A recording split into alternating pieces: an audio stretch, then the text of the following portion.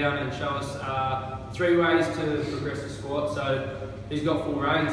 Let's do it. Beautiful guys, thanks for having me back down, Tom. So basically the way that I teach a squat is to really try and build a movement pattern first and then we add load. So the basic thing that we want to try and do to start with is to assess someone's basic body weight air squat. So I get Tom to demonstrate an air squat and just doing a couple of reps.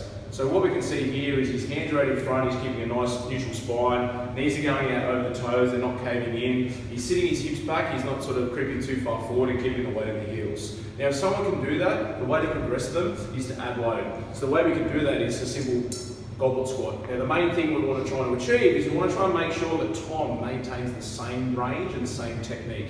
The weight is obviously in the front and we will eventually move to the back. We want to make sure that he's sticking to the same principles. If we find under load that he starts to crumble, the knees start to cave in, the weight starts to go up on the toes, or the hips don't go back, then we know there's a bit of a strength problem there. We're trying to add that load. Next, we progress into a bar, okay? So a simple lightweight bar. So if we get Tom to put that on top of his shoulders, being on the back of the shoulders, a few things can be in trouble here. He's too tight through the front of his pecs. He doesn't have the proper range to be able to get underneath the bar. His thoracic mobility is a little bit off, so he's a bit tight through his back. So when Tom goes and demonstrates a couple of reps, we want to try and make sure that he's still maintaining that full range.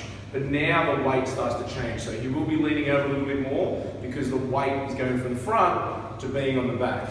Once Tom can demonstrate that, or you feel comfortable, then we add a heavier load. So we want to be able to go to a full bar, and we still want to be able to maintain that same range before we can progress with the weights. Now if you can do that, and you can get to here and still progress through this movement, then you're sweet to add load, okay? Keep the chest up, nice and tight. So they're the I guess, the 4 key squat movements that I try to progress with some of my guys.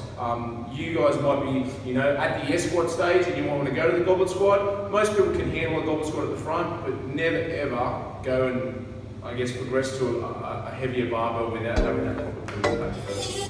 Oh, wait. You straight. I love